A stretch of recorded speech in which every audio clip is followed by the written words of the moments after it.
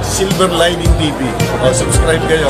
Woo! Want to give a shout out from Manila to Silver Lining TV. Let's go. Woo! Let's go, champ. Thank you. Hi, this is Cesar Montano.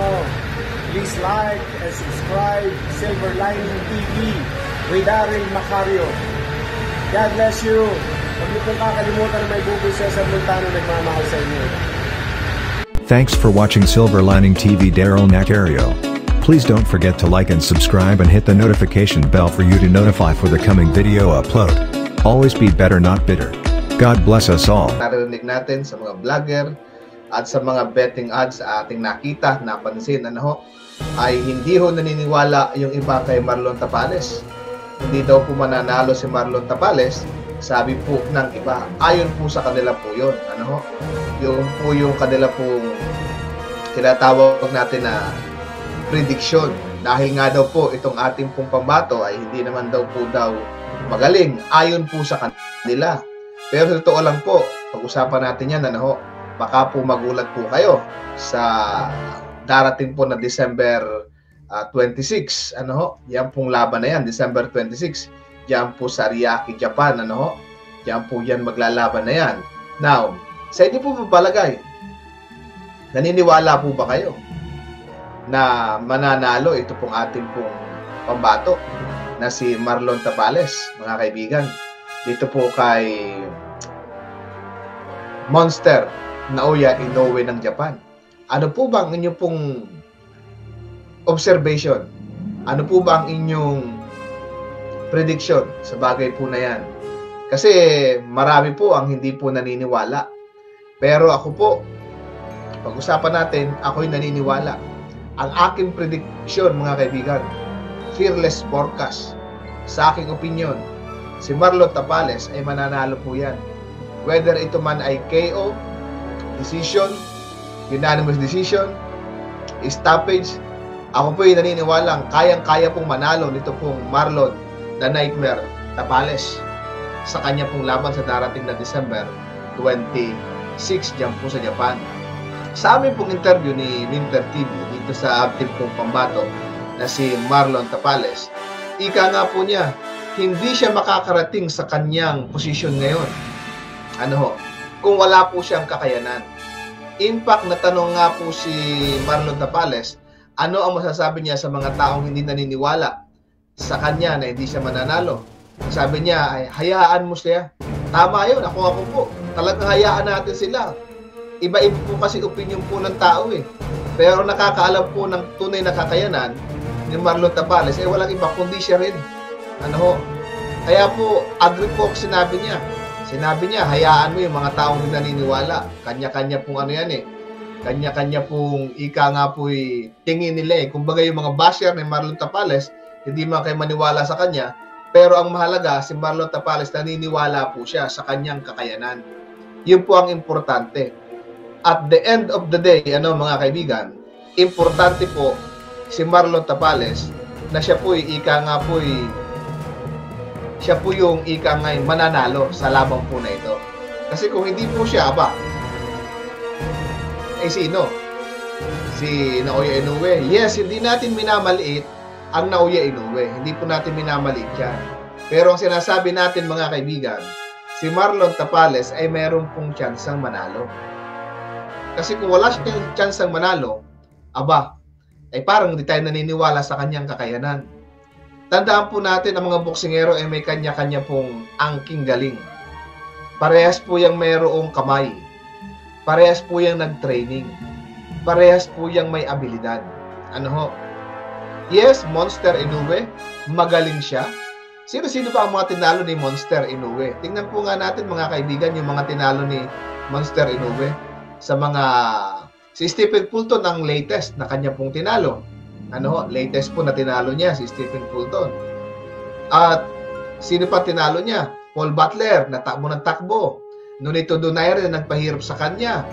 Si Aaron Dipain, tinalo rin niya. Si Michael Dasmariñas, sinalo rin body shot. Jason Moloney, tinalo rin niya, mga kaibigan. Itong 2020, 2021, Michael Dasmariñas, ating kababayan. Aaron Dipain, mga kaibigan, TKO. Si Nonito Donaire, TKO. si Paul Butler KO, si Stephen Fulton TKO. So kung titingnan natin, talagang malakas itong tinatawag natin na monster po ng Japan. Ano ho?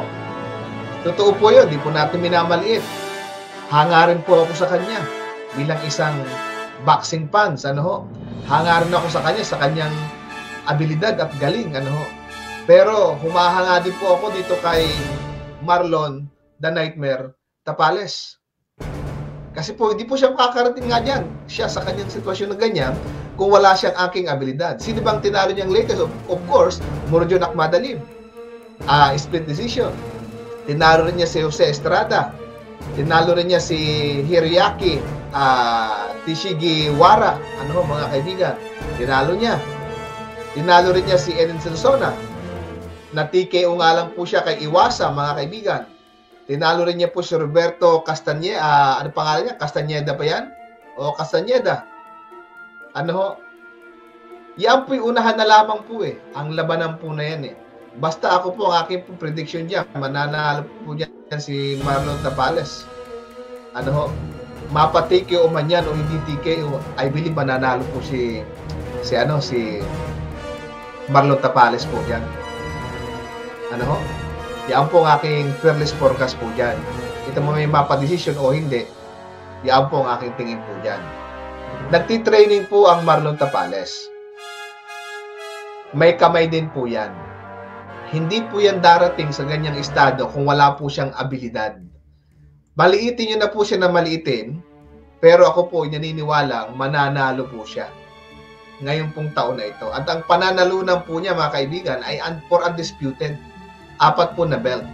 IBF, WBA, WBC, WBO. And in fact, meron nang naghahamon kung sino mang mananalo ay ihaharap daw po. Sino mang mananalo dyan, sa dalawang yan, ihaharap daw po, lalabanan itong si Nery. Ano ho? So, ito po sports, nating personal po yan. Eh, kung sino mang po dyan ang manalo, ay syempre, minandato na po na may haharapin. So, magkahandaan po yan ng sino mang mananalo. But of course, ang mananalo dyan, walang iba kundi si... Sabi nyo, napaka one-sided mo naman, sir. Boxing Talk TV. Ano ho? Hindi po, binabalansi ko po. Si Naoya may kakayanan din. Pero yung ating pong pambato, Marlon Tapales, may kakayanan din. Meron siyang tsansa. Tandaan nyo po, hindi naman po siya bakal, itong si Naoya Inoue.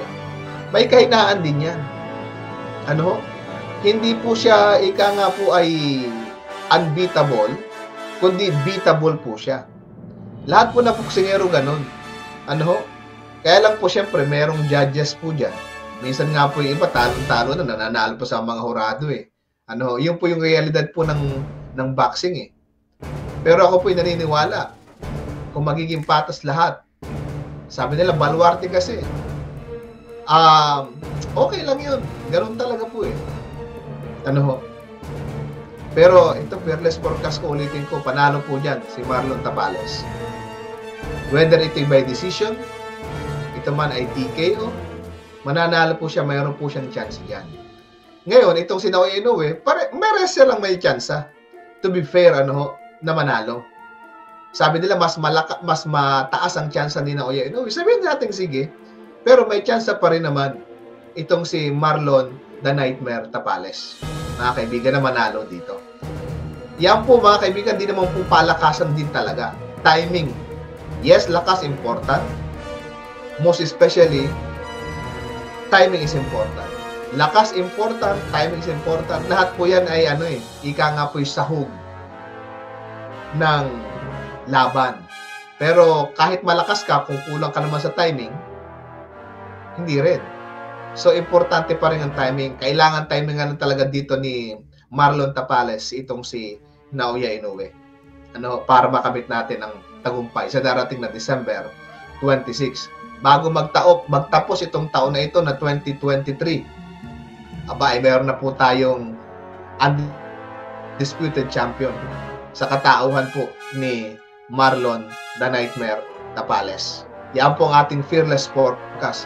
Don't forget to like, subscribe, Boxing Talk TV dito po sa YouTube. at saka po itong Silver Lining TV 1.1 dyan po sa Facebook account. Maraming salamat po sa inyo and God bless you po sa lahat.